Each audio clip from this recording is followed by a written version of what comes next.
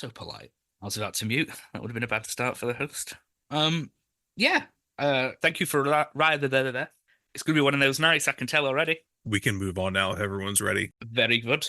It's like that. I don't mean to sound like a. It just comes naturally. Um, hello, but yeah, I wanted to discuss. What did I want to discuss? I don't know. That was good. I was proud of that. He'll read anything on the teleprompter. Don't know what I just said. You can't say that. Yeah, you can't say that. You can't say that. So I nearly said I puck. Righty then. Fantastic. Okay, Scott, let's head over to sorry. Okay, Scott, let's head over. Oh, I can't speak now. Just no. That's not staying in. No, it's not. No, it's not. You can't say that. You can't say that. Fantastic.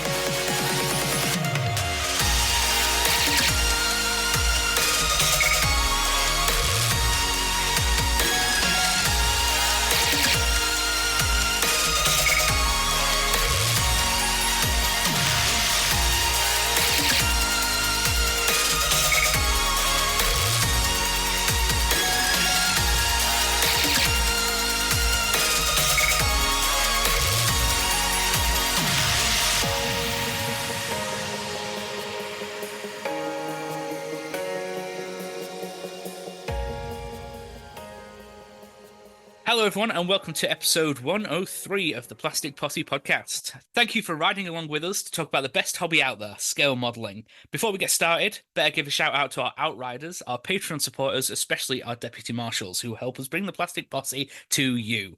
And also a special thanks to our podcast partners, Tankcraft, Tamiya USA, Bases by Bill, and AK Interactive. So we're going to go around the room and see what everyone's been working on and if there's any purchases. But firstly, I'd like to note that JB and Doug are not with us for this episode. They are otherwise occupied. So for now, we have myself, Scott, TJ, and Grant. And we will start with Scott. What have you been working on? Oh, when I have been working, I've been working on our group build entry. We'll talk about that a little bit more later. My Martyr 3, and then also my Panzer 1 had a little bit of a setback. Had to do a strip and a repaint on the turret, but it'll be fine. So yeah, that's been it. I mean, went to Reno last weekend to a show, met Grant and John Everett out there. Had a pretty good time, kind of a smaller show, but it was fun. And went out there, met Cody Kaczynski and his brother Kyle, and had a good time. It was a pretty nice little show. So yeah, that's what I've been doing. Well, lovely. We do love we love a setback on models. It really inspires, doesn't it? TJ, what about you? Yeah, I've been hanging in there. Just put my nose to the grindstone. I've got 2.5 weeks ish, 3 weeks ish before I leave for the Netherlands, and just trying to get stuff done before I go, trying to get all my ducks in a row and every other cliche you can think of before you prepare to go somewhere.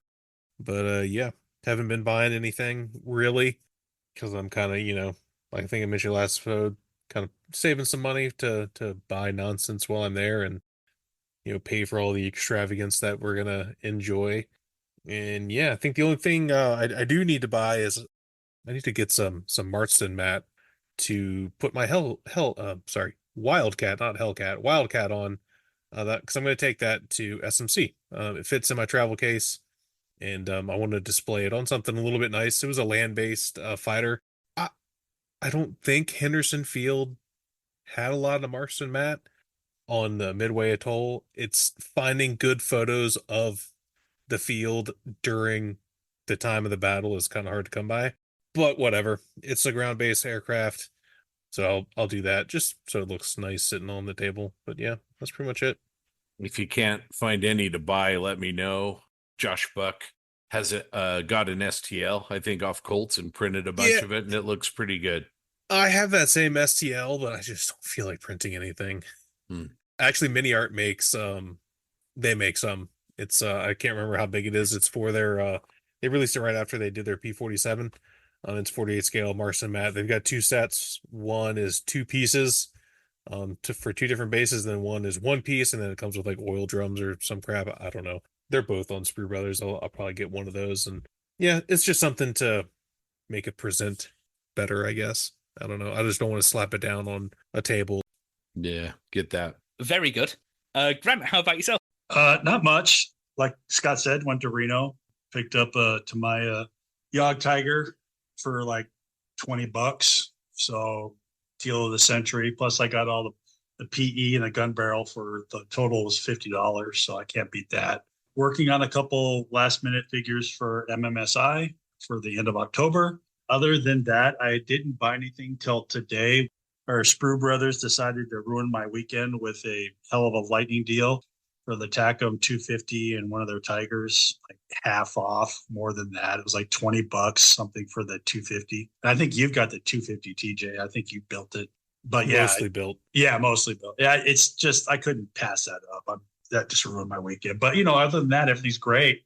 Happy days. So for myself, the usual, just plowing away at the SMC build, which every day seems to be going past really, really quick, and I feel like I'm making no progress. I've given myself a project like this is like the biggest project I have ever done so far, and for some reason it's like, yeah, I can do that with like 30 days left for the event. So yeah, working on the M3 initial, which is still in primer, unpainted. In my head, I'm confident I can paint it, weather it, and make it look all good within a few days. That's why I'm plowing all my energy into doing the scratch build of the base and the scene, because I've never done that before, and I think that's a bigger project than the actual model. I could be wrong. I've got two figures to paint as well, and a rat and a cat and everything else. But honestly, how weathered is the tank going to be, right? It's exactly, it's an initial production M3. Like, it's not like it's been in the field for, you know, a year and a half, right? Like, it'll be dirty, but not like Cobra King or something that have been in combat for months. Yeah, it's mainly just gonna be like a bit of dust and dirt here and there. It's not gonna be chipped and rusty and all that, because it's based in South Carolina. It's not seen combat. It's based in the US. Like, it's just testing runs. So they're driving around fields and having a fun time. So yeah, it's not gonna be battered, which is nice. It's gonna be nice to do a model without like rusts and chips, but it's got a bit of streaking, bit of dirt, bit of grime, just all over the place, because yeah, they're just putting it through its paces in the fields.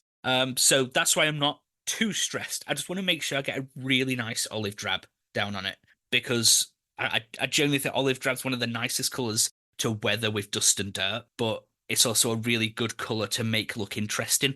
So I'm looking forward to getting paint on it, but it's not my priority right now.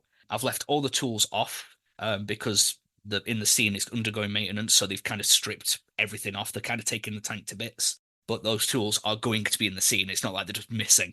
So there's a lot to do in that scene. There's a billion small, tiny micro projects like paint cans, oil cans, just lots of stuff you would see in like a workshop. So yeah, working on that and nothing else. I say nothing else, and then I've like in my head I've got three other projects. I've got the 48 and 40, not 48 and 48, the Posse 4800 build to finish, which is base coated, painted, decaled. So I need to pin wash that and finish it off. I'm taking my two BF109s, the E1 and the E4, to SMC, the Legion Condor, and an E4 with the yellow cowling with the red stripe. I love those aircraft. Like, I still think they're some of the nicest aircraft models I've done. But now, I was talking to TJ the other day, I'm going to need to build like two bases for them. They're going to be basic, like just like airfield concrete slab bases, but it's better than just putting it on like the cloth of the table. And I know I can get like two of them made in a day really easy. As for purchases, the other things I've purchased are for the build I'm currently doing and the tools I need. So the Display like 45 to 90 degree angle chopping board thing, which is really good, but I'm having issues with it because I'm trying to cut really thick plastic rod. As I'm going through, the blades divert into one side just because of how thick the plastic is. That's my fault. I know it's not designed really to cut things that thick, but it's getting me close enough. And what arrived today is the multi-angle sanding block thing, where you can set the angle and just run there's a sander block that's on a rail up and down, so you can sand to like the exact angle you need. Use that a lot today. already like paid for itself.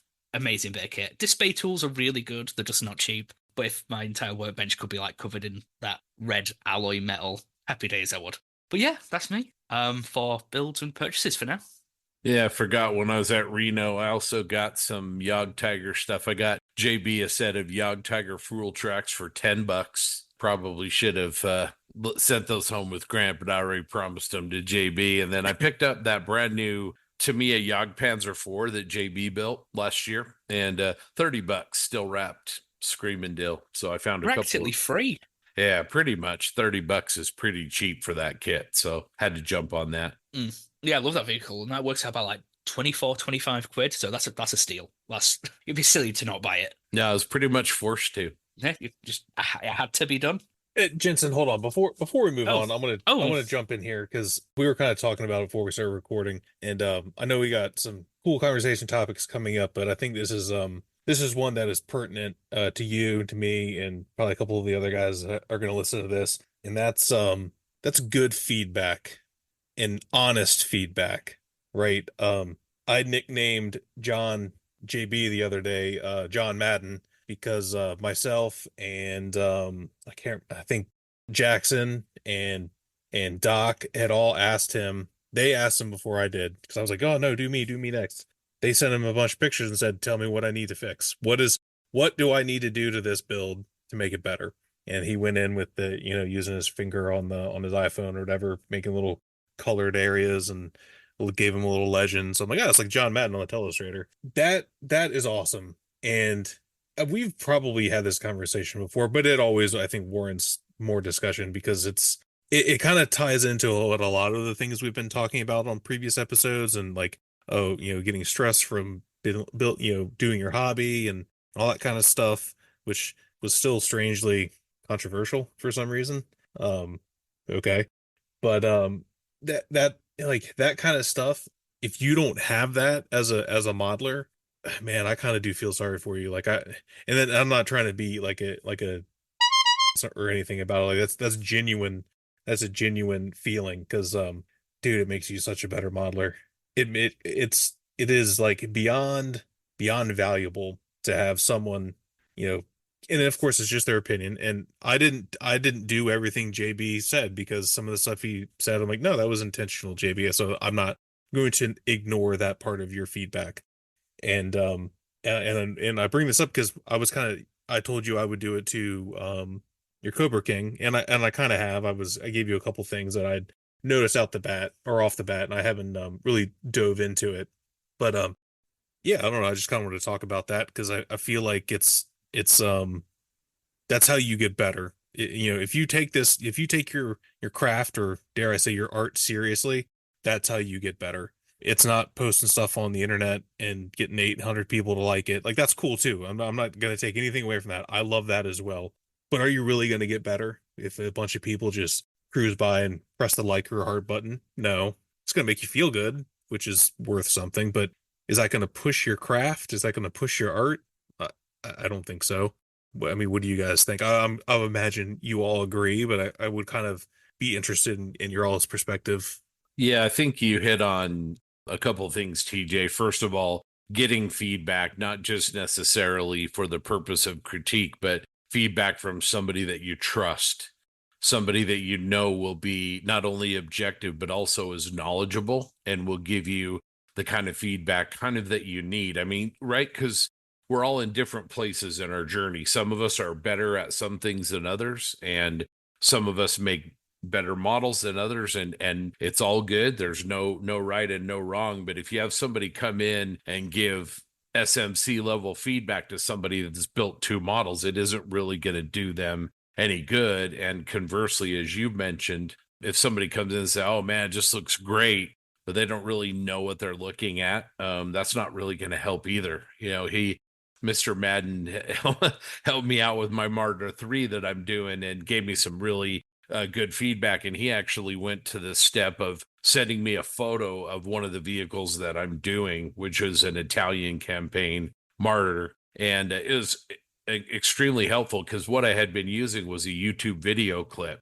and I hadn't seen the detail of the paint scheme to that level. And so not only was the feedback immensely helpful, but a reference photo kind of to accompany it was great. And that's John. I mean, he's somebody you can trust to give you really good feedback and really high quality feedback. So I think that's important. I definitely agree. There's the feedback is, like Scott said, and like TJ said, it's a positive way to help yourself improve.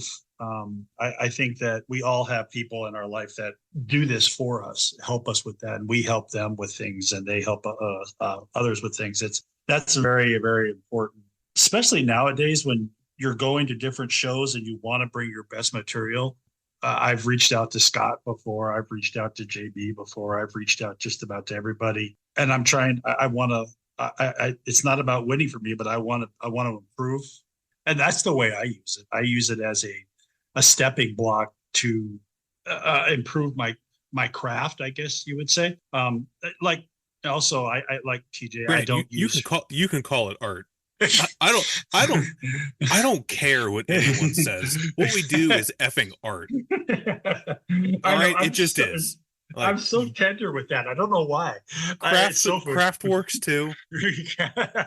But it's with art, man. With our art, I think Our version of art, if that makes everyone feels better. Okay. Yeah, there you go. It's not fine art. Yeah, it's not Monet. But our version of this art is it's important that we grow with it. I appreciate it. I enjoy it.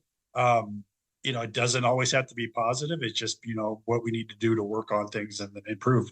Gary Baker is, and I hate to keep bringing him up, but he helps me a lot with my figures. He's really good about showing me where I need to go. He'll give me pictures of things and show me stuff and all the time. And, some of it I take and some of it I don't, but, with that help, other people too have helped me a lot. It's very positive. I think it's a great thing.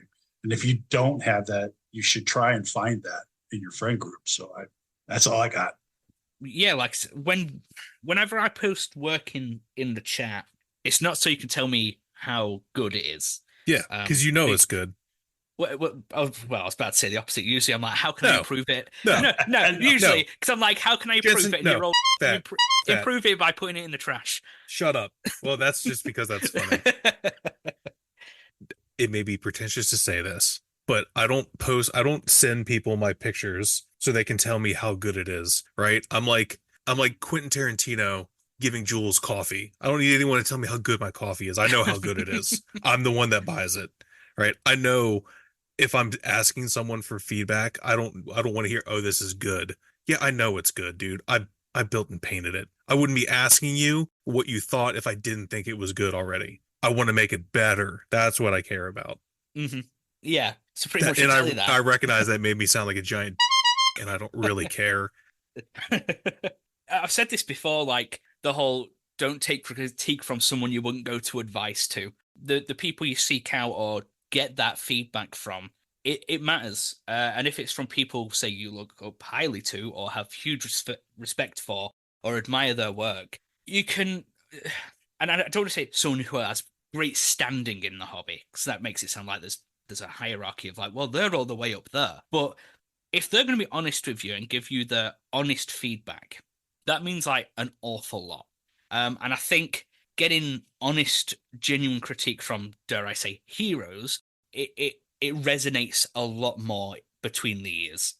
Because not only, let's face it, everyone likes to be told, yeah, it looks amazing. And it's just like, oh my God, my hero said my work's amazing. It's just like, okay, but what's that doing for you really, apart from saying everything is fine? It's just like, nothing's a perfect piece. And I guarantee every single piece of work, even by those people we talk about, I bet they look at their own work and like, I can see where this can be improved in like 1,000 different places. And I imagine they'd also want their peers to be like, yeah, actually, that wouldn't look like that. Or I've worked in a workshop. This actually happens a lot. Maybe you could do this. Or I've worked on this vehicle. I used this vehicle when I was in combat. Like I used it for like 10 years.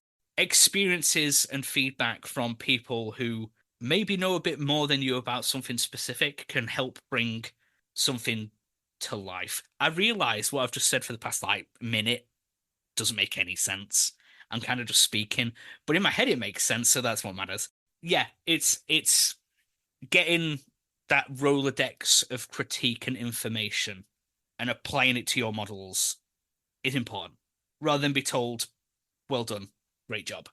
I agree with a lot of that, with most of it, really. Though I do think there can be some value in someone from the peanut gallery, for lack of a better term, giving you a piece of feedback because, and this is the problem that I've had giving, like, say, Jackson feedback, and I've straight up told him, I just like your work.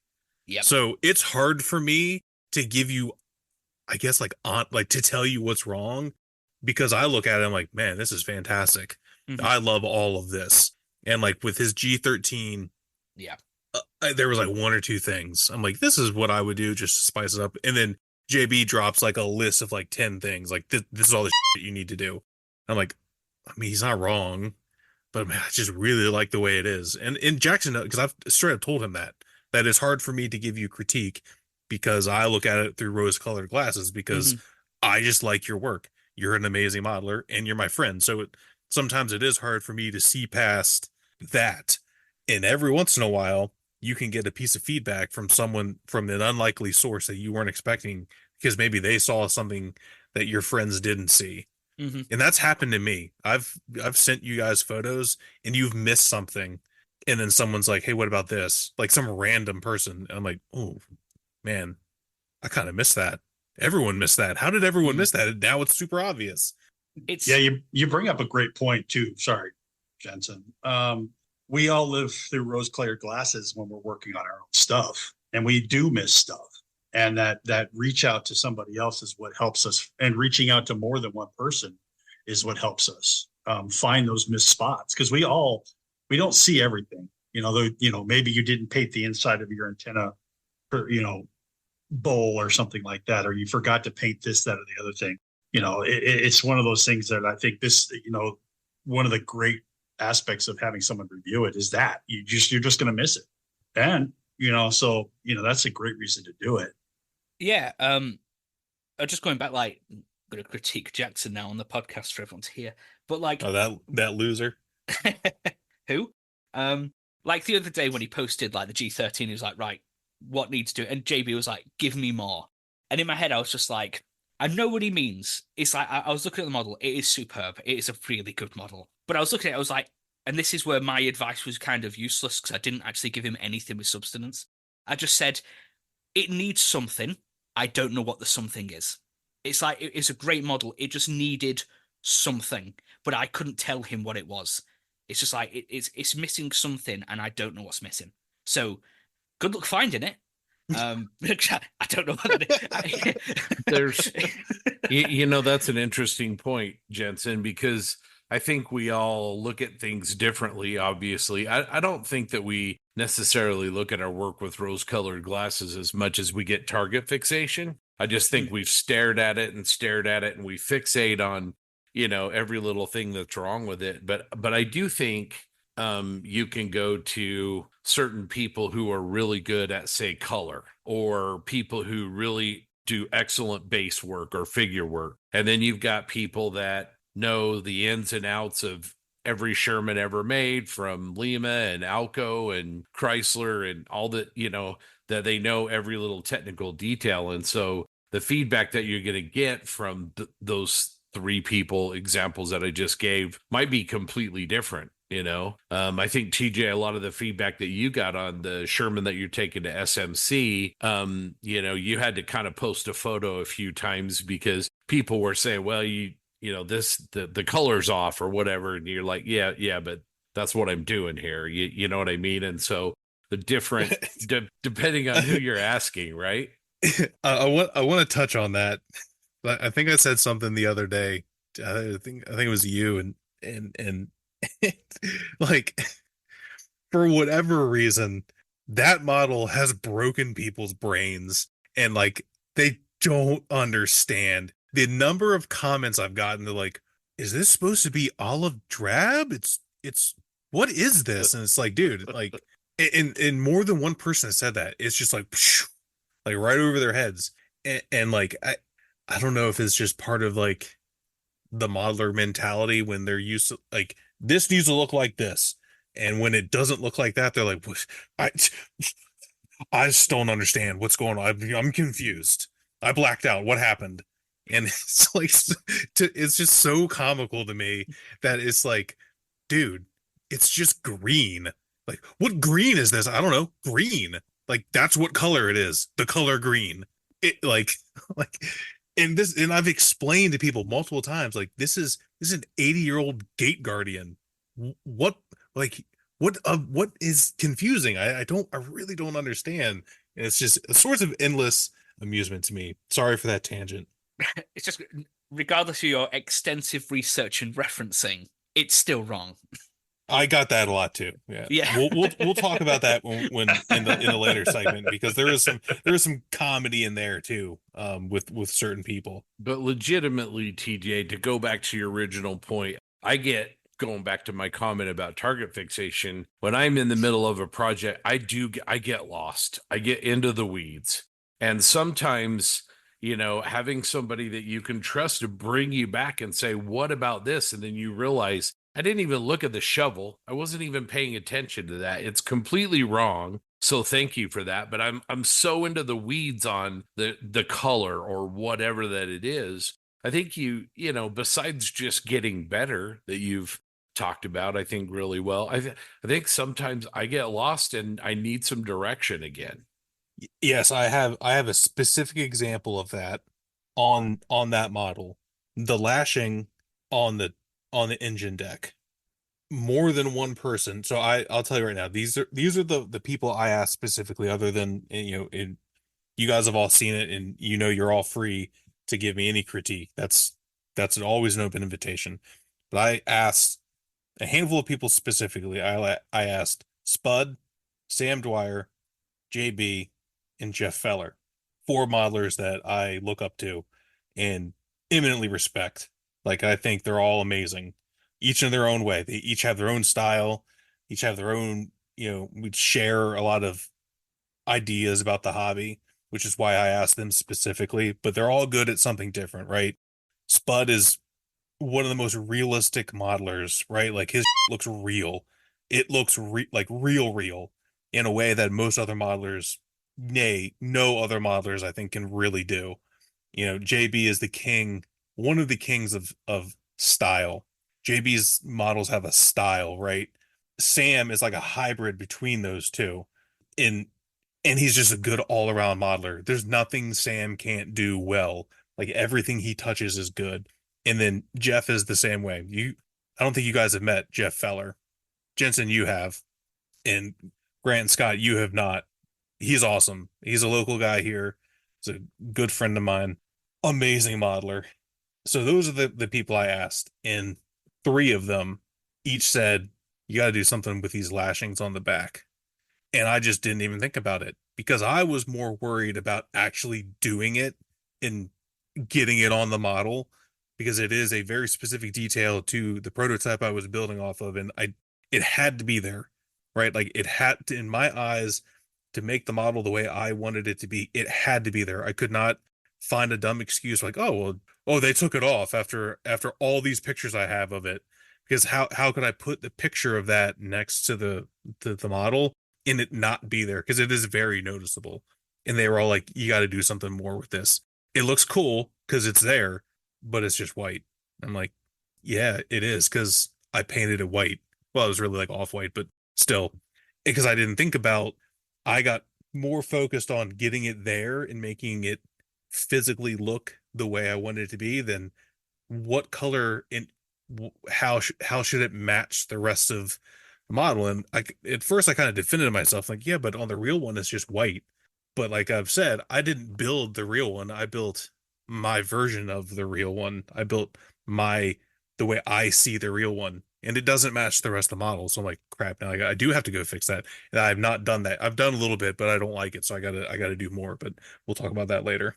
But yeah, I think that's kind of what you're saying. You kind of get focused in, you don't think about all the things that, again, if that was someone else's sending me that model, that was the first thing I would have said, like, you should probably put like some shading or maybe some texture on this. What are you trying to do here? And that's what they said to me. And I'm like, oh, I didn't even think about that. That's a great idea. Yeah, exactly. As I say, well, thank you for that impromptu discussion point. I didn't know we were going to go there, but I'm really glad we did. 5, 4, 3, 2, 1. The Plastic Posse podcast is sponsored by Tankcraft, makers of the highest quality cutting mats for your modeling bench. Tankcraft cutting mats are heavy-duty, self-healing, come in 2 awesome sizes, and have World War II tank and aircraft blueprint-style drawings on them. Spread out your next build on an olive green M4 Sherman or Dunkelgelb King Tiger mat, and they've got aircraft too. So check out all the designs and also their range of unique modeling tools over at tankcraft.com. That's TANKRAFT.com. Don't forget, Plastic Posse listeners can use the code POSSE15 to get 15% off your first order.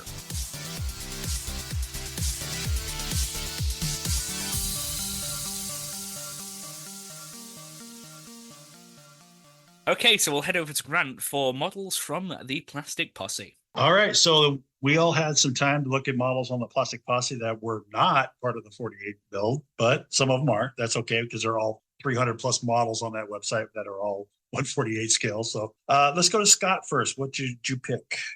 Well, since he's not here, I'm going to talk about JB's 148 scale Jagdpanzer 4.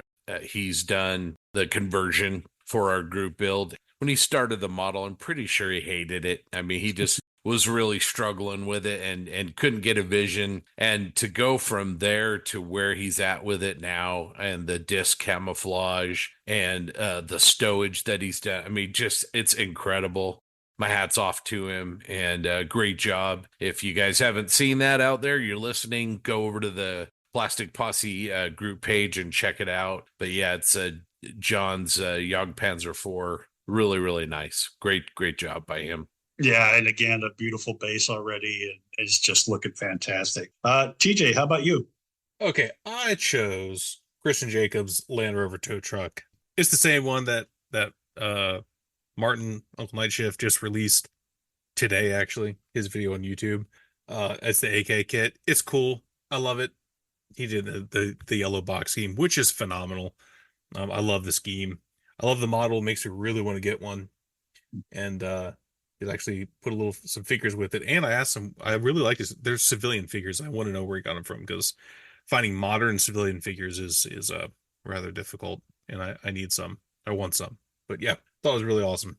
I agree with you on that, TJ. You know, it's funny that color yellow on those Rovers on both Martin's and Christian's turned out really, really great. And I think back to JB's Land Cruiser that he did in that yellow color. Just, those civilian vehicles look really terrific in that color for some reason. Yeah, it's a beautiful build. Go ahead, TJ. I think yellow is one of those colors I don't necessarily want to say it's easy to weather, but it weathers well, right? Like it works with a number of different weathering techniques. It works with rust, it works with dirt, it works with mud, it works with grime because it's light, right? But it's also vibrant if you paint it that way. So I think it's easy to work with. Right. Yeah. Like it responds well to what a lot of people want to do. Definitely. I think you're right. It's the lighter shade, in my opinion. I just hate painting it. I mean, getting into that color, just getting into the weathering stage is the hard part for me. All right, Jensen, what about you? I chose our good friend iBones Models, Ian Bonner's little Stug B.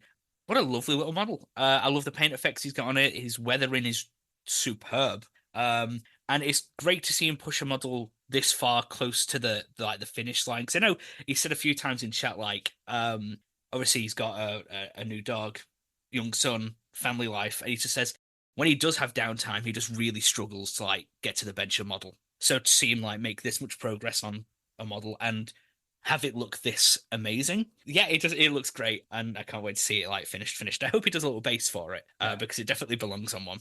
I agree. He has really kind of taken a shine to green models. Lots of Russian stuff, and to see this little Panzer Gray vehicle, he's done a great job. So well done, Ian. Everyone's got to be good at something, I guess. All right, so I picked Stuart D. McClellan. I'm going to say your last name wrong. Sorry, but McClellan. He did. It's called Life Surfer. It's a 125th or 120th scale surfer girl. He also used some of the Machine Krieger decals for the surfboard. Really great figure. The surfboard looks fantastic. I really like what you're doing there. And and it's neat to see that kind of work show up on the site also. So I really appreciate it, Stuart. Great job. All right, so I'm going to hand it over to Scott now before we talk about the Posse episode 100 group build.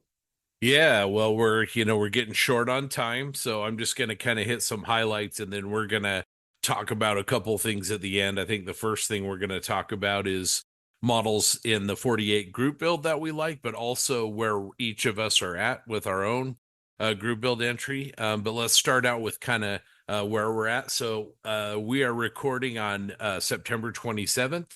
The group build closes on October 2nd at midnight Pacific time. And so the time is getting short. Remember, if you have a completed entry, you need to reach out and just message John. Send John a message that you're done. Send him 2 or 3 pictures and your address information. Anybody that does complete their group build by the 2nd at midnight Pacific time is going to get a new Posse coin and a poker chip that with some artwork from Peter Fedlowski. That alone is going to be worth getting your model done. Trust me. Right now, we're right at about 300 entrants. It's unbelievable. 300 people are in this thing doing armor and aircraft. John updated the spreadsheet when we were about 280. I think there might be a few still. He's at a show this weekend. I'm sure when he gets back, we'll get everything updated. We have lots of people who have sworn off group builds that are participating, which is awesome. Just fantastic community support. We're really, really grateful. And it's been amazing to see all the models. So again, October 2nd, midnight Pacific Standard Time is the end date. We didn't want to go too far. We did 6 weeks and we wanted it to be one that a lot of people finished. So we're hoping that we get some good numbers there. And even though it's going to cost us a fortune in postage to get those gifts out to you, but that's awesome. If you still haven't entered and you want to do like TJ and knock one out in 24 hours, you're free to do that. Just post in the Posse group. Only rule is it can't be started, previously, and you've got to have it done by October 2nd, and it's got to be a Tamiya 148 scale military subject. So there you go. We talked about completed entries will get a challenge coin and a poker chip. And then we also have a group of really good friends that you guys all know well that will be picking their favorites. I don't want to say they're judging. That's not what's going to happen. But we have our favorite uncle, Martin Kovach. We have Adam Wilder. We have Sam Dwyer. We have Luftdrom. We have Rick Lawler. We also have Spud. So those guys are all going to be looking at the entries and picking their favorites. So that'll be kind of cool. And we will be, in addition to, having them say that they're their favorite, we will be also sending along an extra special prize along with that as well. So hopefully that gives people motivation. Again, tag all your posts with hashtag 100 Posse GB in the Plastic Posse Facebook group. And don't forget when you complete to send that message to John. All right, so we're going to talk about the 48 group build entry that we kind of like. I'm going to start off and I'm going to go with our friend from West Texas, Mr. Justin Lentz, and his 73rd build of the Tamiya 148 scale BF109E. Really, really love his airbrush work and his weathering work on that. It's really, really sharp. And he's a wizard with those things. He knows those kits inside and out. And I really like where he's going. I think he's going to make it. He said he just has the prop and the antenna and kind of a few details to go. So it looks like he's going to make the deadline. So anyway, that's my pick is Justin and his BF109E. Jensen, which one caught your eye? I picked Frank Donati's JS2. I love JS2s. They are big, beefy, mean, aggressive Russian tanks. And they invite a lot of texture in, cast in, rolled steel, just all sorts of different textures on that vehicle that you can just go to town with. And yeah, he says it's quite literally done and dusted because he's just finished all the dusting and weathering on it. Yeah, it looks really cool. And who doesn't love a big, mean Russian tank? So TJ, how about you? I really like Matt McDougall's purple truck just because it's silly and lighthearted and looks cool. And I like Matt, so it's got a lot of things going for it. Just want to Yeah. jump in with that one. It's funny because we were talking about this in Zoom the other night. The amount of times I've seen Matt's posts with that big speaker thing, I've seen the post about 6 times, and I was saying to Zach and JB, I was just like, I still don't know what the fuck he's building.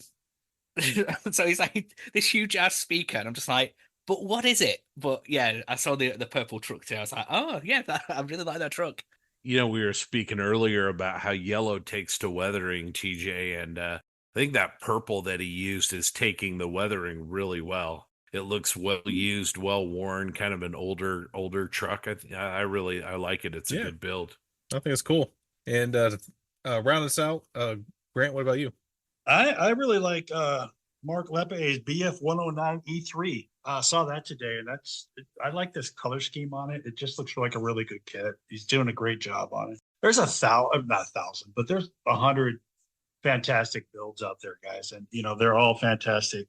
But this one just stands out to me. I don't know why this BF 109 did, but I do have a question for you, Scott, real quick.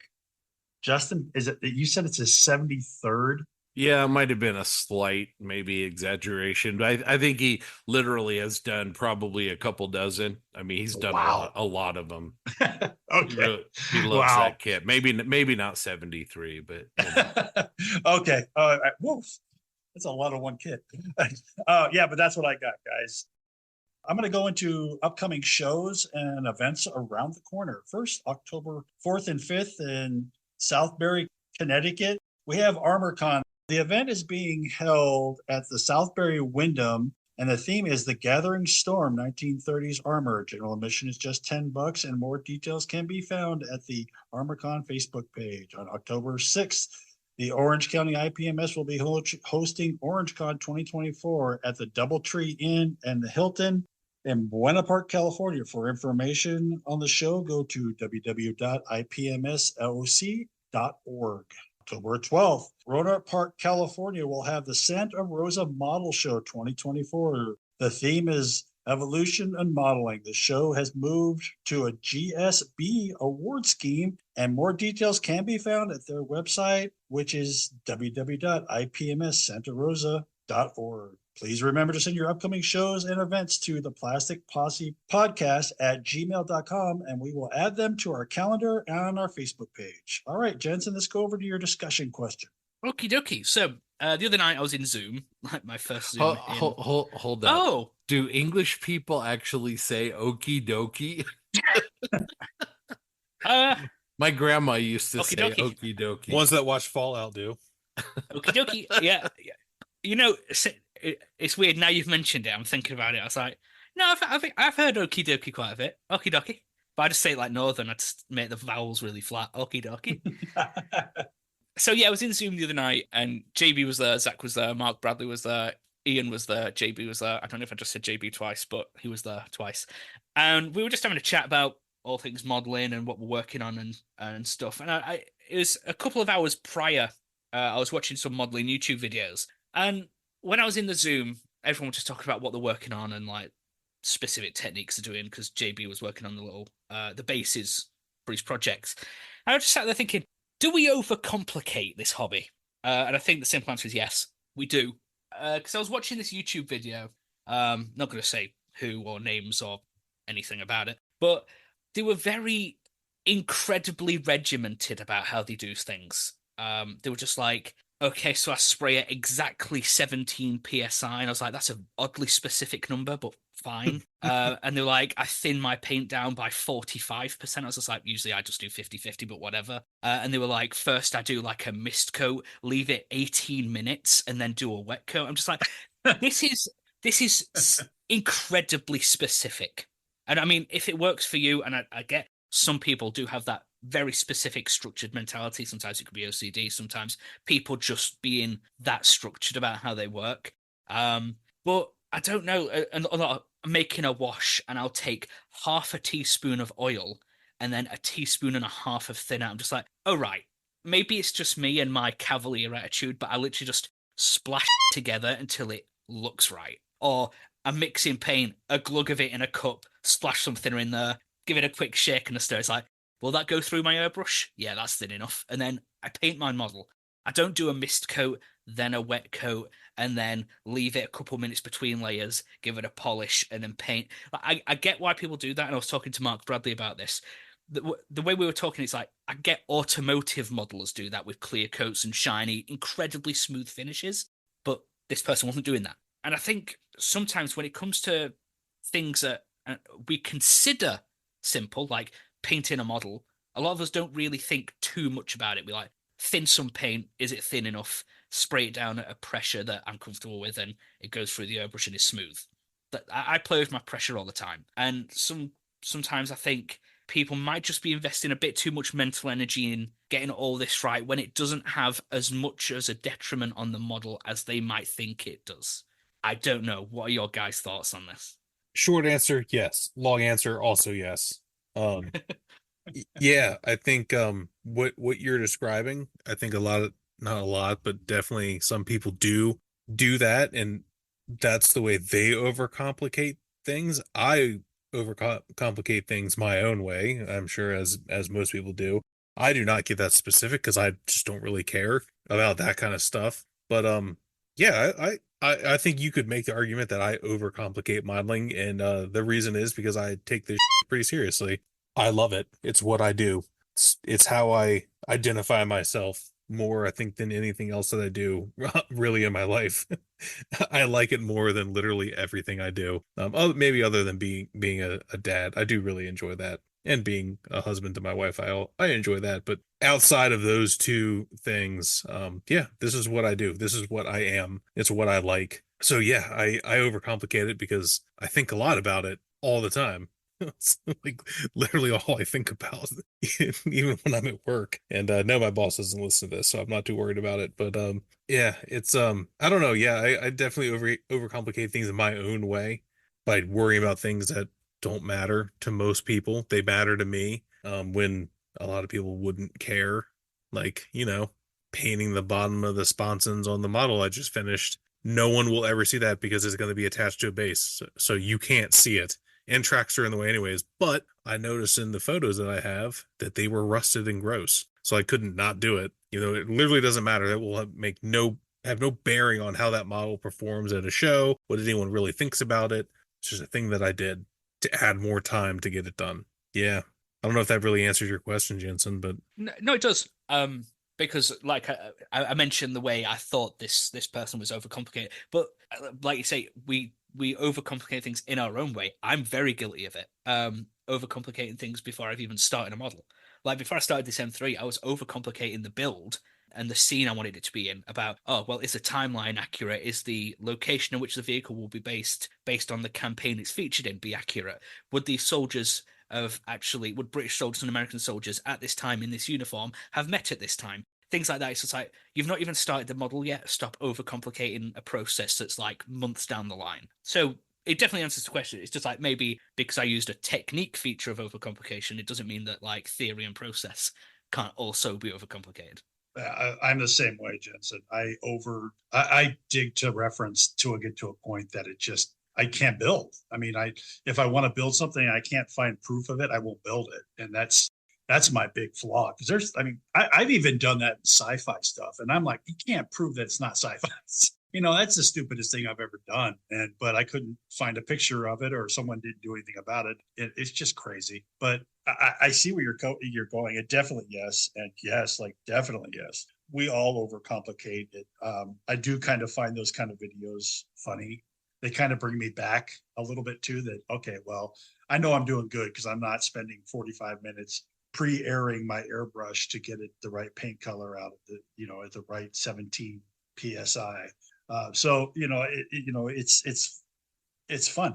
I think TJ also had a great point about painting the end of the sponsons underneath the sponsons too. It's like with the amount of full build interior air models we have, a lot of that's not seen. And your M3 is a perfect example. A lot of that's not going to be seen, but you're doing it, and you're doing it because you know that's the right thing to do. So it's yes, but it's we all do it. Let's just say it that way. And completely understand why people do it.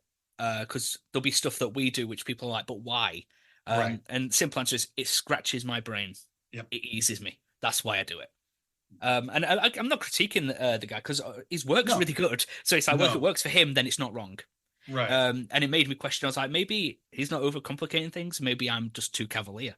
No, you know. because I'll guarantee it, he would say something about what you do is overthinking it too. So, yeah, so something you do that he doesn't do, that he might not spend the reference time that some people do. It's so funny that we all do this too. It's that we all get stuck in some kind of minutia or in that area where we all have problems. Some people love to build and they don't paint, or some people love to paint but they don't build, or whatever. Mm-hmm. And it's just one of those things. And it's like you said, I do think we overthink everything. We all do. And I think we all just overthink different things. Yeah, I'm glad you ended on that because my answer, Jensen, is hell yeah. But, you guys have kind of focused on the minutia maybe of the process. And where I overthink it is just, especially if I'm on the bench and I'm wrapping up a session and I've got something I'm struggling with, I'll clean up, turn off the lights and go upstairs. And then until I get to the bench the next time, that little tiny problem is going to be the size of an avalanche in my mind, and, the Panzer one's a great example. I had some issues with decals going over hatch covers, and, the decals just aren't going to work on, they're too thick to go over elevations like that. And I sat there and stressed about it for days and days and days. And honestly, it took me 5 minutes to strip the turret.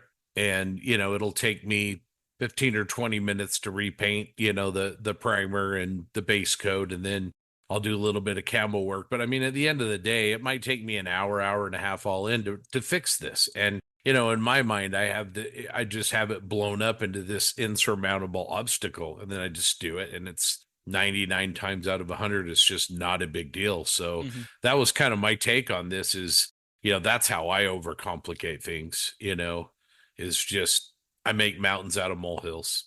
No, I completely agree, and that's why a lot of my projects stall. Like I have that Hetzer, the Takum Hetzer, that's painted, that's base coated, and the reason that's not progressed any further than it is because in my head I'm like, when I do a hard edge camo, but if I mask, I'm scared I'll rip my tiny 3D printed, what they're called, fitment loops off, because they're not included in the kit. So I 3D printed that they are tiny. And I broke 1,000 of them trying to put them on the model. So I'm like, okay, I'm scared that if I mask and I rip them off, I'm going to have to either repair the paint, print some more off, glue them back on, do all that. Whereas in my head, I'm just like, okay, you could just mask it, paint in it, and if you rip any off, literally just glue some back on. It's not actually a big deal, but I'm making the big deal sound humongous. Like you say, mountain out of a molehill. It's the process to fix it is a very quick one. But I think in my head, I'm trying to iron out any possible future inconveniences whilst massively inconveniencing myself because I've halted the project thinking about it. So I'm actually making it worse by that thought process rather than getting on with it.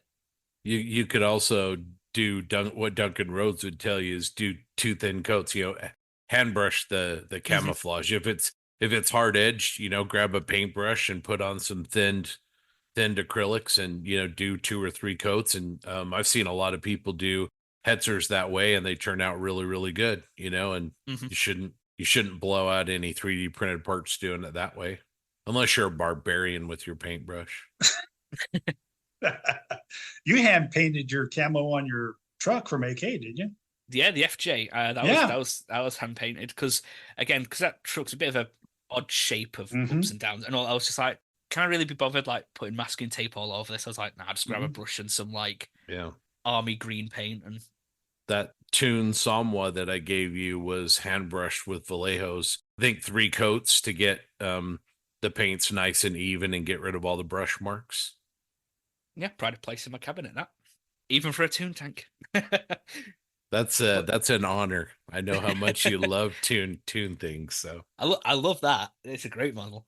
Yeah, it's strange. Like I think just classic, like that creative mind of overthinking, and we kind of become a burden to ourselves, and prevent ourselves moving forward. And you prevent yourself by being happy by overthinking. Is this a societal thing? I'm going to get off in the weeds a little bit here, but are we? I think we're risk averse, right? We buy insurance coverage for everything. We try to make sure we're never in pain, never uncomfortable at all. Are we so risk averse that bleeds over into our hobby? Absolutely. It's very. I was having a conversation the other day with my mother, and we live in a day and age nowadays where we exist to prepare for failure or catastrophe. Yeah, we live our lives thinking about something's going to happen, something might happen, this could happen. I know it's always that saying, it's like, well, it's best to be prepared if it does happen, but how often does it? Not very. But then there's that. I never remember which law it is that, like, we always say, knowing our luck, I'd cancel my insurance and my house would burn down. It's not coleslaw, that's shredded cabbage. Oh, the eye roll. That was good. But yeah, Scott. Modelers are risk averse because you hear it all the time. I would build this kit if I was better because I don't want to mess it up. Like, dude, it's plastic. Like, Yeah. I used to be that way. I really did. And I've probably talked about it. That's why I have a 72nd scale Final Millennium Falcon. I started it and I stopped because I'm like, I'm not good enough. I'm gonna mess this up. Would I mess it up? Probably not. Would it be as good as if I did it today? Also, probably not. But what difference would it have? I would have probably gotten better sooner if I had done that model, right? Because I would have used that as an experience because it's a big, right? Like that thing's huge. And I think that's what I try to tell people when they say that, like, oh, you know, I don't want to mess this up, so I'm not going to build it. No, you should build it because even if it's not perfect, you're going to use it to get better. And you're going to be doing it on something you really want to do instead of doing it on something you care less about, right? Because and chances are you can get another version of that of whatever it is. Now I understand there are like I wouldn't necessarily like I have a Spira Mirabilis bust. Those are one and done. That's it. Then there literally are no more. So yeah, that sure. I'm not gonna just do what will be all willy-nilly on it because it's legit one of a kind. I don't have another one, but just about anything else I have, I can replace or strip or throw it in the trash and go on with my life. That's a great point. I have these Warhammer pieces that I really, really want to paint, and I don't think I'm good enough to paint them with a brush. And so I don't, and I just, someday. But yeah, that's a great point. I mean, and Jensen, I think that feeds right back into the base question. It's overcomplicating. I mean, that's, those pieces are meant to be painted. They're meant to be used as game pieces. To be handled, I mean, by people of all ability, levels of ability and everything. So yeah, they're meant to be done, but yet I don't do them. I get in my head. You don't. But the thing is when you don't do them, you're not getting better. So you're just kind of sitting. That's, I think I love TJ's point about, just do it. I mean, just, you might as well do it. We all say we have these projects we want to do, but I'm 100% guilty of this myself. And there's things I want to do, but I'm not good enough to do that yet. But then, like my wife told me, she says, well, you're good enough, just do it and stop wasting your time and procrastinating about it and just do it. So, it's a great motivator also to me, just hear that. And like TJ said, it's also, you can get the kit again. You can, unless it's like something like extremely rare, like he was talking about, but you can strip that and rebuild it, repaint it, whatever, we're only here for a certain amount of time. We might as well do what we want to do. That's one of my favorite things about our 48 and 48 weekends is you don't have time to overthink, right? Jensen, you got to dive in, you got to go. And if you run into a roadblock, you got to figure out plan B and you got to get on it right now or you're not going to make it. That's what I love about those really, really short group builds is you just, And Gotta at the end, even if the model's not perfect, the fact that you built something and got a pretty good model out of it in a quick amount of time, there's success and pride in just that versus, it being the perfect model and looking exactly how you want it to, maybe. No, absolutely. Yeah, just going back a little to kits exist to be built. And it reminds me of the scene off Friends where Phoebe doesn't know how to ride a bike, so she just walks it around everywhere. And Ross is like, the bike is there to be ridden. You're killing its spirit, and the bike is dying. And she's like, well, if you're willing to make up that lot of crap, okay. But yeah, kits, literally the whole purpose to exist is to be built, says the guy with 450 kits in his stash. We'll build them one day, I promise. But yeah, like, granted, they look nice stacked up, but the whole point is of owning them and spending this money on them and them being manufactured is to be built. That's another thing I overcomplicate myself with. I'm like, what next? It's not just pick something. Get on with it. So yeah, that entire discussion, the whole point of it is get on with it. Displaying a model on a base is a great way to showcase a build and have it stand out, whether on the show table or just on your shelves at home. If you find yourself in need of a display base worthy of your models, Bases by Bill has the solution for you. Their quality bases are a perfect way to display and enhance any special model you have. From US and Japanese carrier decks to custom-sized cherry hardwood bases, Bases by Bill display bases are available for any type of model and for any size. Bases by Bill is now a US reseller for one-man army high-definition laser-cut painting masks, which bring incredible detail to your model without the tedium of using scores of decals. And right now, all one-man army orders include free shipping. Check out their website at basesbybill.com to see all of their fine modeling related products. Bases by Bill for all your model display needs. Okay, Scott, let's head over to you for some feedback. All right. Thank you, Jensen. Got a couple to read that were kind of fun this time out. So Michael Wells wrote in and said, hello, fine members of the Posse. After listening to your episode 102, specifically the part about overexposure, I wanted to say that I personally suffer from some underexposure as I struggled to even remember my Facebook page name, which is Tank County Scale Models, apparently, and my Instagram of the same name. The other reason I don't post often is when I'm teaching my 3 youngest siblings our great hobby, I ask their permission to post their work. So pretty funny. Thanks, Michael. Really appreciate it. He signs off yours in plastic and glue. Appreciate that. I also want to take a minute, thank everybody on our Patreon page and also Facebook on the poll I posted about our sound changes. I'm constantly trying to improve the quality of our podcast, make it easier to listen to, and the input was much appreciated. So thank you for that. Dan Egan posted in our Plastic Posse group and said, dumb question here. I'm going to be painting a locomotive with a red chassis. I love to heavily modulate my colors. So I figured my dark shade would be a very dark brown, then the major color will be literally a fire engine red color. But what has me stumped is what to do for the lighter highlight shade of red. I am thinking I can't really add white because that would kind of wash out the color and give me pink, and I do not want a pinkish locomotive on my diorama. So what do you recommend to add to the red to make it a lighter highlight but not desaturate it to pink? Jensen? I know the answer. Pink. I would add pink to red No. to make it really. Wrong. Go on. Caucasian flesh. Oh. Which has What? yellow in it. Yep. White crayon flesh. So, or just use yellow. But Yeah. if you're using Tamiya paint, I can't remember what number it is, their flesh color, which is, white people flesh, because apparently that's the default is in modeling terms. But yeah, you add that or any other color similar to that has yellow in it. Because it's a little bit, I think, easier to control than adding just straight yellow and won't turn you orange like adding yellow can do.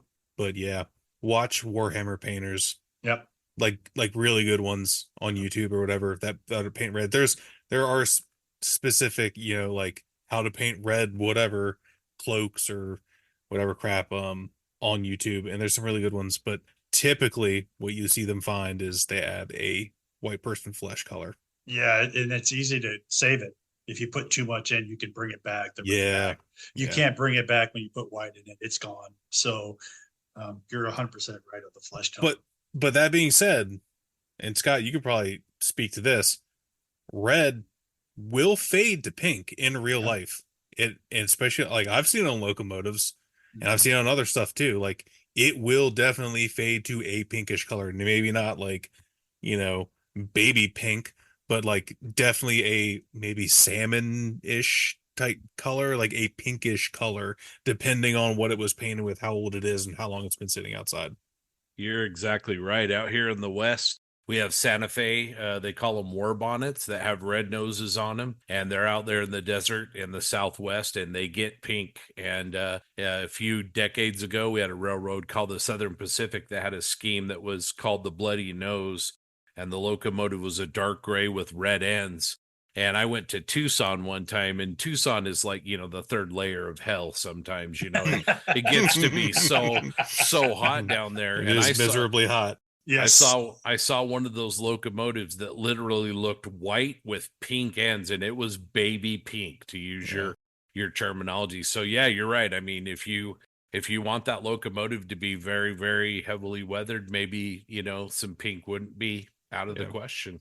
I guess it would depend on what you're trying to do. Are you just trying to Yeah. modulate the red to bring out some depth? Because even then, you can kind of get away with not even really highlighting it. Especially if you use like a mahogany, reddish brown as a base color, and then maybe add just a little bit of a yellow or a flesh color to make your brightest, or hit it with like some red ink.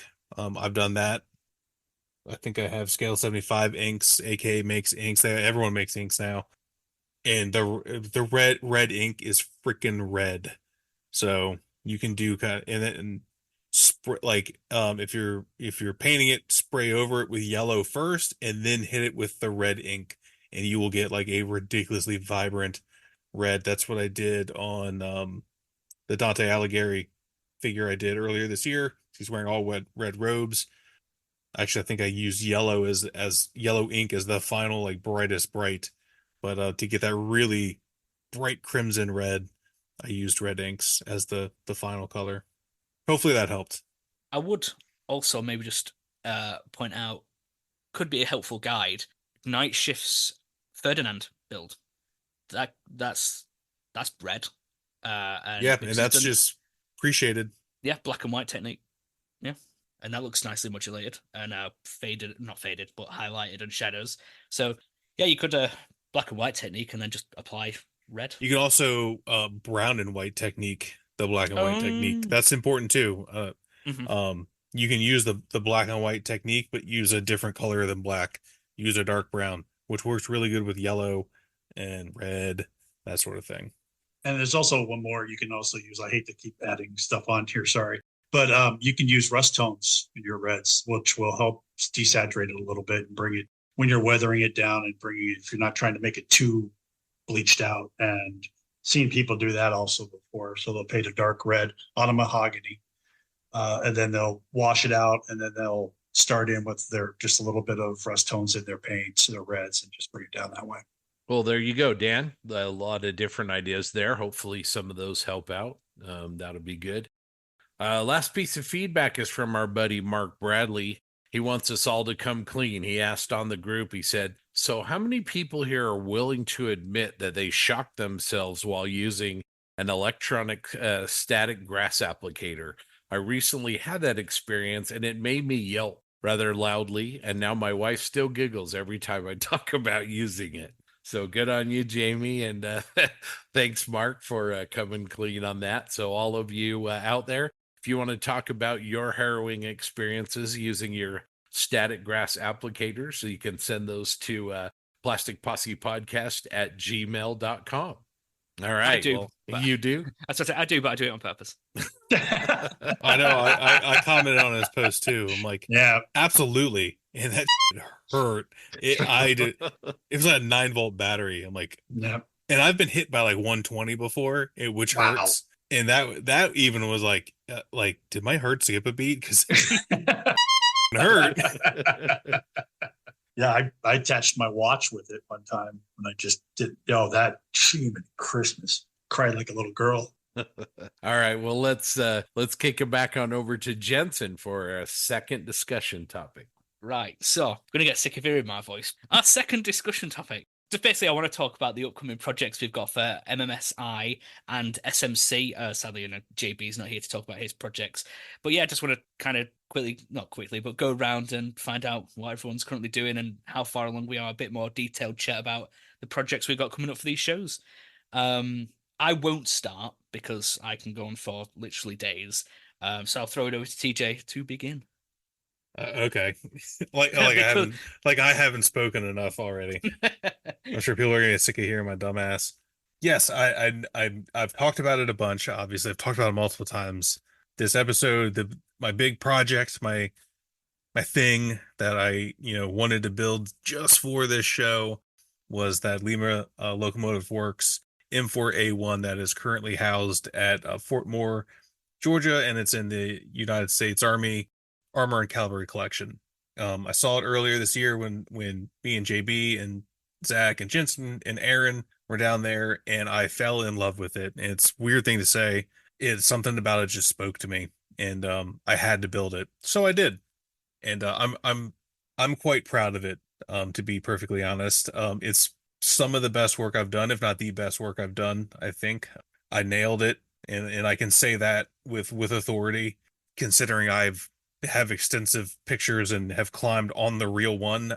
I nailed it. I got everything that I needed to get on the model that I found on the vehicle. Every casting number is correct. The location is correct. The major beats of the weathering are correct. The rust is in the right spot. And of course I embellished it. It's a model. It's not a one-to-one, replica of the real thing. It's my interpretation of what I saw. So I took some liberties, which I'm okay with. And I actually took more on, after I got some feedback to push it more to the model look that I typically paint. So I do feel like it looks more like in my style, I guess. Yeah. So that's the main attraction. That is what I am bringing, and have talked about a million times. It's done ish. Like I said earlier, I need to mess with the straps on the back. It's actually sitting right here. Of course, obviously the listeners can't see it, but there it is. I love it. I'm happy with it, and that's rare for me to just be 100%. Like, yeah, this is, and it's kind of back when we were talking about last episode, right? Like, I knew I was gonna do it at a point, and it was a great feeling, and yeah.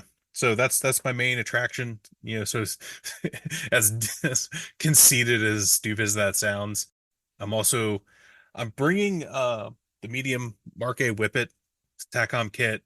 I don't know if I'm going to enter it in the contest. It's currently registered in the contest. I'm going to finish it. I'm not worried about that. I started working on the mud on the one side. It's already been painted. It's been more or less weathered, like the upper surfaces. I haven't decided if I'm going to put it in the judges cabinet, humble brag, or put it in the contest. I don't know. I think, until the 7th to decide. And I can change it when I get there, but I can change it easily on the Emperor program, the application that they use for your entries. So that's definitely going to make the trip. I'm bringing my F4 F3 Wildcat. It's an older build, but it's good. I like it. I think I did a good job. I love the Wildcat. I love blue. It's been my favorite color since I was a kid. So, getting to paint something blue was pretty cool. I'm going to enter that obviously in the aircraft category. I like to think it's going to do well. I hope it does. If it doesn't, I don't care. I'm not an aircraft guy, but you miss every chance you don't take. So I figured I'd bring it. I think I can get it there safely. And then I bring in a couple figures. I bring in Dante Alighieri, which I mentioned earlier, and I bring in my little goblin dude. Those are going to be in standard painting for their respective classes because, yeah, that's where they belong. The masters painting classes at SMC are freaking legit. I'm also bringing Brian Krieger's Sea Pig machining Krieger suit that he brought me or gave to me as a gift. I fixed it because the hatch, it's like completely open. The pilot's climbing out of it, and the hatch broke because it's just held on by a little tiny pin. I fixed it, pretty good. It's I'm worried about it, about making the trip, because I have to kind of angle it down in my case because it's so tall. I'm bringing that and I'm going to enter it on his behalf. And it's also going to be in a category that I have to judge. So I will have to let my fellow judges know that I brought this. This is my friend's model, and I have my own opinion of it, but I'm going to let them, kind of lead the discussion on what they want to award that. And also for the judges cabinet, I'm bringing the Friedrich machine and Krieger suit that I finished earlier this year. It's one of my better ones. And I needed something to put in that cabinet because they give you the option. So I'm going to use that option because it's pretty freaking cool. So, TJ, a question and a comment. First of all, for the Sherman, do you have a cat-proof container that you can put the model in before SMC? Yeah. I do. It's obviously it's out now, so I was just taking pictures of it. I got to do some more work on it. Obviously, I'll probably do that tomorrow morning and take some more pictures of it. And then it's been, other than now, it's been living in the case that it's going in. I haven't found a way to fasten it to the base that I'm taking it on or displaying it on. The only thing I can think of is just glue it down, which I don't really want to do. I've done it before, and if you glue it in enough spots, I'm not really worried about it going anywhere. I bought a Table War travel case. It's got things that slide out. It's got plexiglass front, so you can see in it, which I think is important for traveling on the airplane. It's large. It only fits in the overhead compartment, so it's gonna have to be up there. I don't have any choice. Their smallest one fits under the seat. This is not their smallest one. So yeah, I am a little worried about that. But I had my brother has an APM that works for him at our company, and she kind of runs. We have a label sticker maker. So I was like, I need a sticker about this long in all caps that says, "Please do not tip over." I need 2 of them, black on yellow, please. So she printed them out. They fit perfectly right on the lid, like the lip of around the glass. So hopefully the security personnel will see that and be like, "Oh, okay, please don't tip over," so they can at least say, "Hey," And of course, obviously, I'll tell them it's fragile. But yes, I will protect this damn thing with my life. Are you kidding me? I hate to say this, I've been really good with it so far. I've broken one thing on it twice. One of the brush guards on the tail lights I've broken. Same one, I've broken it twice. I fixed it both times. And that's the only thing that I've broken on it the entire time. And it's got some fragile on it. And I'm pretty rough with my models when I work on them. So yeah, hopefully it's got 3 weeks, and then it'll be okay.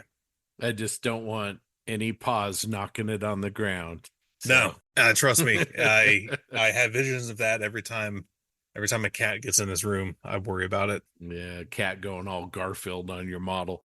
All right, and here's my comment. I really like the project from the start, but I'm going to try and give you the best compliment that I can on it, which is it's okay. Thank you.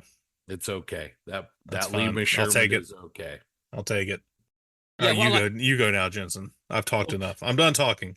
Well, I was going to give you a compliment. Okay, you can do that. Then I'm done talking. What I really like about this model, I do genuinely, and I've said this to you, I think it is definitely the best piece you've done so far. But what I like about it is the model actually looks heavy. It looks like a very heavy piece of metal. It looks real. Thank you. You are welcome. Anyway. Okay, so I will. I thought I was done talking, but since you brought that up, that is something I worked really hard on. Mm-hmm. Right, hard, relative. Going back to that discussion we had, I tried to strike a balance between realism in style, or realistic and stylized. Typically, I lean more towards the stylized version, not as heavily as say like Night Shift or something like that, but definitely more on the stylized version. That's what I like. That's what I like to look at. But since, like I mentioned before, I'm intimately familiar with this vehicle, I've been all over it. I've got a million pictures of it. I literally have 3 folders of pictures of it that I took and that were supplied to me by Dave Hobbs. So I know every inch of this vehicle, like every single inch. And I wanted to make sure that comes across in the model, which is called Return to Sender, by the way. I know that was unpopular. A handful of my friends, they wanted a different name for it. But sorry, Return to Sender is freaking cooler because, like Ken Childress says, that's literally what it is. It was sent to Germany and then they sent it back. It is literally a Return to Sender. That aside, but yeah, thank you for that. That is something I is hard. It's hard to make little things look real, and I think I did a pretty decent job, all things considered, Pretty decent. despite my severe disabilities. Right. I suppose I'll talk about my stuff. My You might as very well because no one else wants to. my very behind schedule project of a full interior M3 initial that is in a barn that is being worked on by two mechanics. The US military mechanics, engineers, people who look at engines. So being worked on by that in a barn that's been completely scratch built based on plans that I've only seen online. Turns out engineering building structures is actually quite difficult out of plastic. Scribing in all the wood texture with wire brushes, and my fingers have a billion pin marks in them now because I keep catching my hand with the wire brush. Honestly, it's been the scratch building of that barn has been so much fun. But it is, like I said earlier, it's the biggest project I've undertaken in the timescale I have. But I'm loving every minute of it because it's all brand new. I don't scratch build. I didn't like scratch building. If there was like not an aftermarket thing I could just buy and plug into a model, I didn't want to do it myself. I had no desire to. I was like, I can't be asked. I don't want to make this from nothing. But as time goes on and I've accumulated more materials and tools that make doing that job easier, it's become a lot more fun. And doing what I'm doing now, like I've the barn side, it's got a door, it's got working hinges. I've even put like not working, but you can see like the lock mechanism in the side of the door. It's all tiny details, but I really love it. And I hate to say it, but even I look at it, I'm like, damn, that's actually quite good. From the start, I was doing a barn, and in the chat we're in, I think it was JB, who threw out the chew mail pouch tobacco advertisements that have been on barns since America was founded, I believe.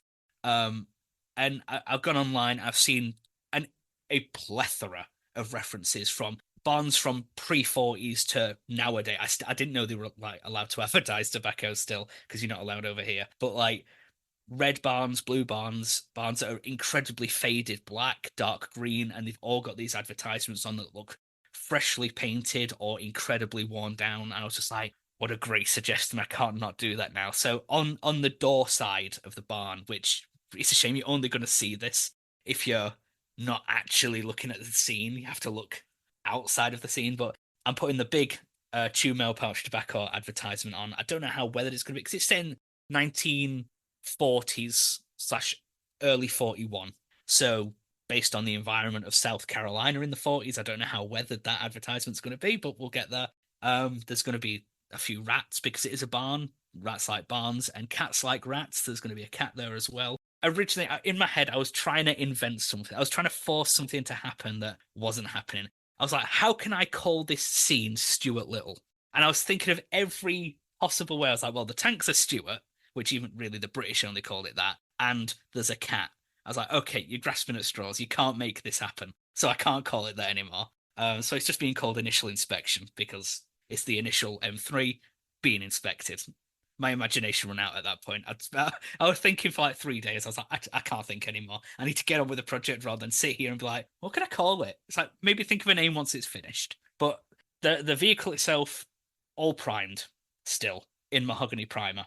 One thing I'll say about this kit, the Lincoln length tracks for this kit are probably the best Lincoln length tracks I've ever built, which is surprising considering how much I actually hated the suspension and bogey system of this model.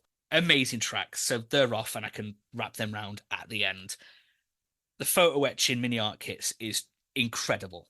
I love how I keep forgetting the names of them. The fitment loops that are all over the tank to tie down all the tools. They give you lots of extras, and that's been good because the amount I've pinged all over this room, yeah, you get lots of them. The P is cut so cleanly, it folds really well. It folds without snapping. That's a problem I've had with a lot of PE. It bends well to shape. It's I'm not a PE guy really, but I've used pretty much everything I can on this kit. It's been a joy to use. It's not been a flawless build, and I think a lot of that is of my own making. I mean, there's no question about it that the kit is actually incredible, but there's a lot of corners. I didn't cut corners. I just got a bit lazy in some areas. Like there's that thing people talk about, like scrape glue and stuff off your scrape paint off your gluing surfaces. And me not doing that and a buildup of primer, paint, and varnish did cause some alignment fit issues. And I was just like, yeah, the stuff that I've complained about could easily have been avoided if I cleaned the gluing surfaces and things would have fit a bit cleaner. But you know, everyone's a general after the battle. Really love the engine compartment that I've added all the wiring to and weathering, and it's weird. I painted some very I think it's 0.1 millimeter copper wire, painted that yellow, and I've run that all over the engine area in areas that make sense. It's not just a spider web of cables. But I spent a lot of time looking at references. Engine compartment looks great. I still have figures to paint for it, and this is something I was talking about in Zoom the other night. Mini Arts figures, and I've said this a few times. The molding and engineering and design of mechanical parts like tanks and aircraft, I put them probably up there like some of the best molding and detailed bits of plastic I've seen.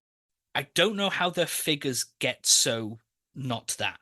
I don't know if they outsource them, but They are horrible. I'm sorry. Like, They yeah, are. I love mini art, but And they have so many cool sets, and but Yeah. they're just so bad, and This- it kills me.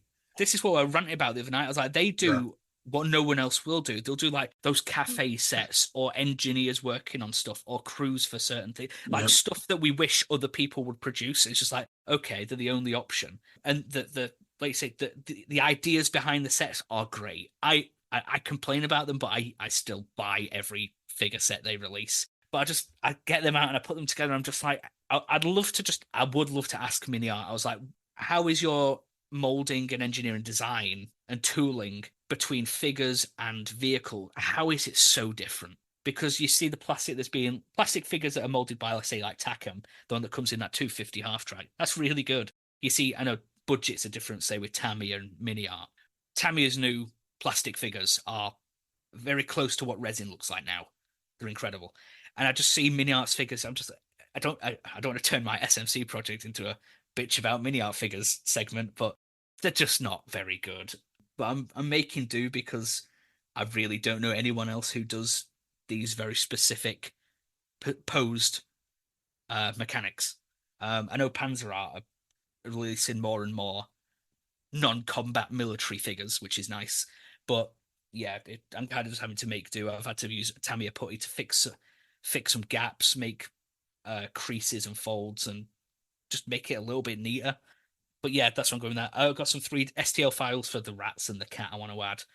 This where I'm going to pay Mini Art a big compliment is they're really good at releasing the accessory sets, like oil cams, workshop equipment, all that stuff, because the scene is going to be completely littered with all that stuff, and I've got all the sets. So that's going to be a busy few days getting all that painted and weathered and put into place. But yeah, so that's the main project with, I think, 18 days remaining before we set off.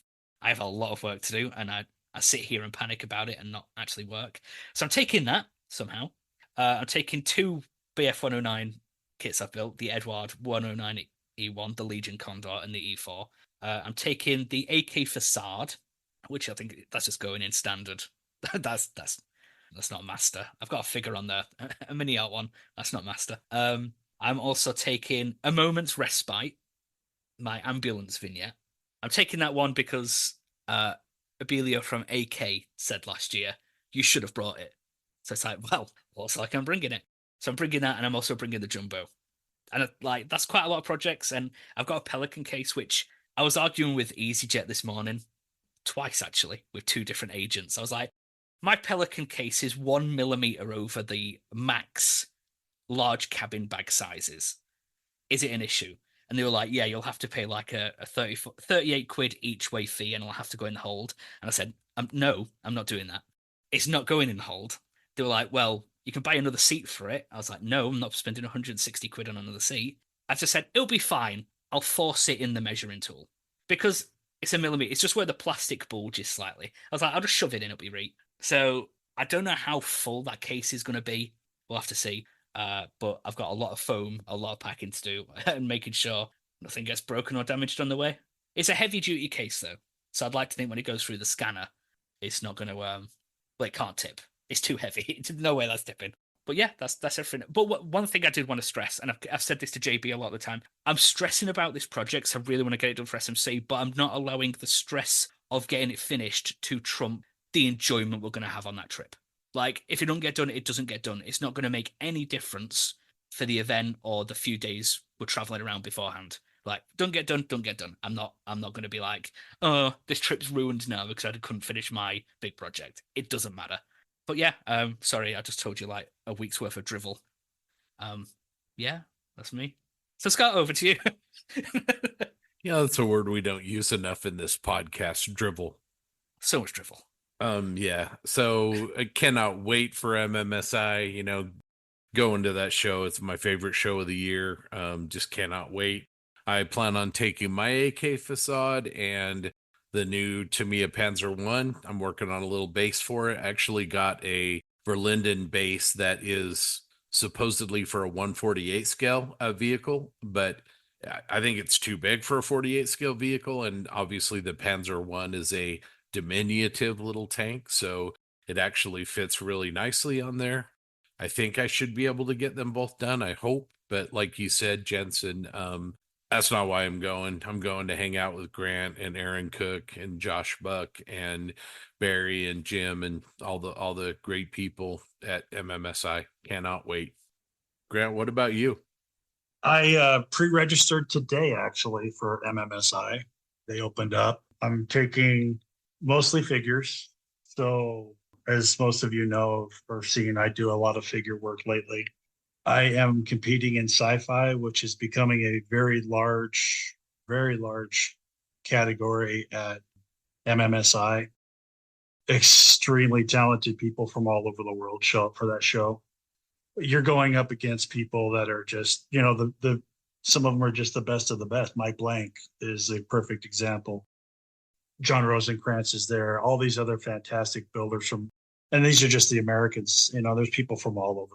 I have a couple figures that I did that were pumpkin figures that I painted, Pumpkin Witch, Pumpkin Knight that I'm taking. I've done an elf, or not an elf, a dwarf king that I did. I'm going to take him.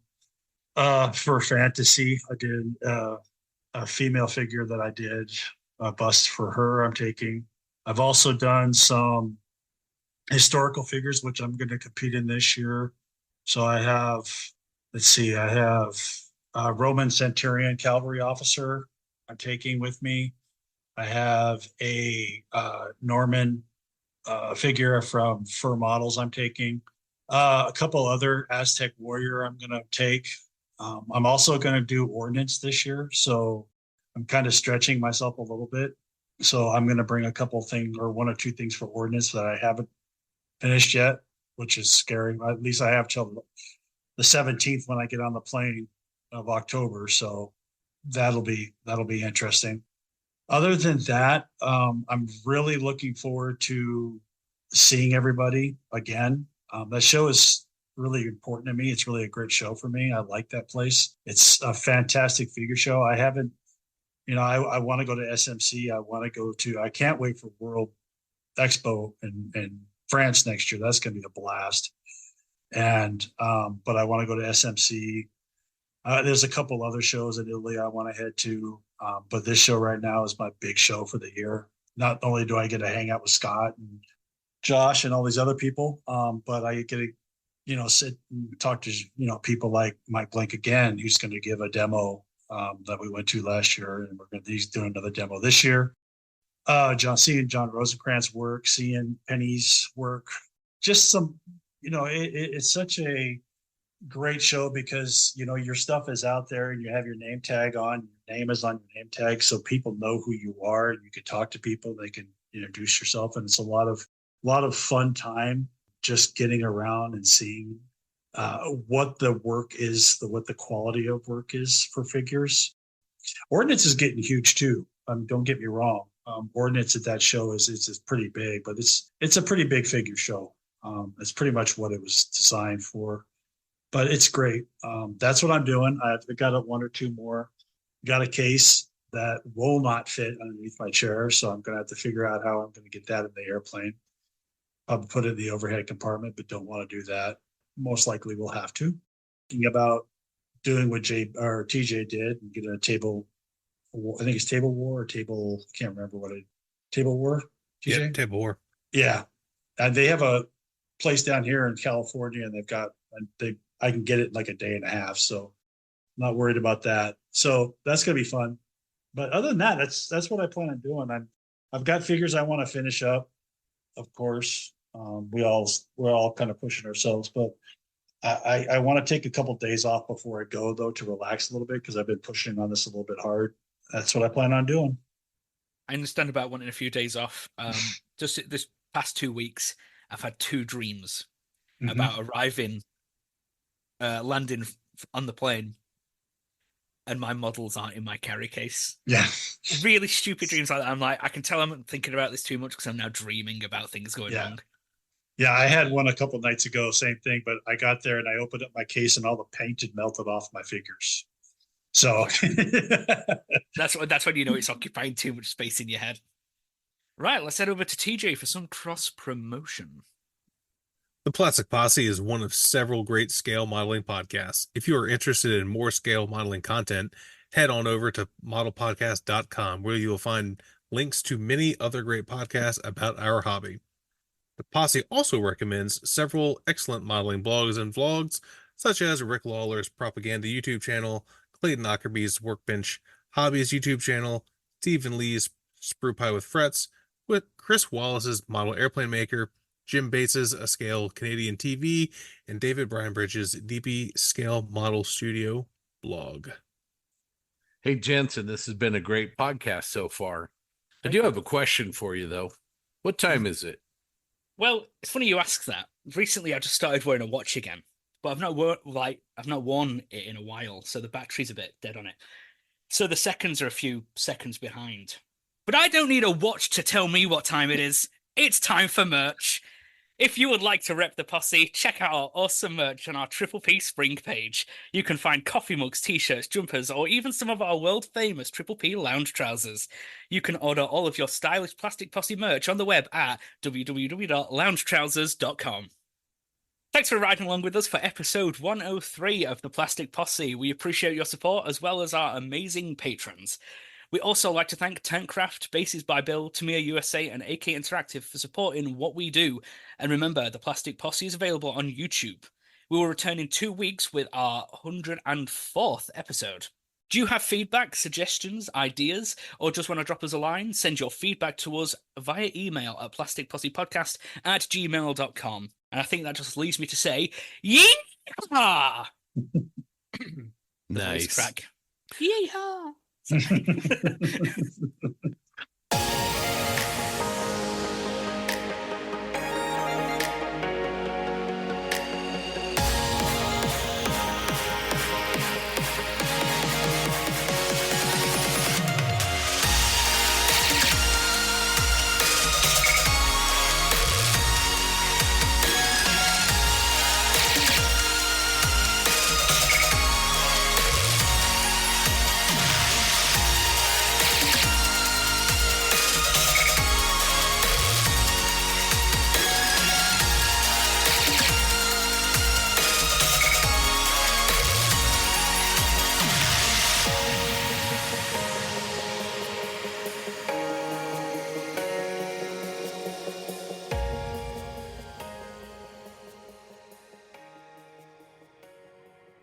One of the ways that you can help to support the Plastic Posse is to become a Plastic Posse Outrider.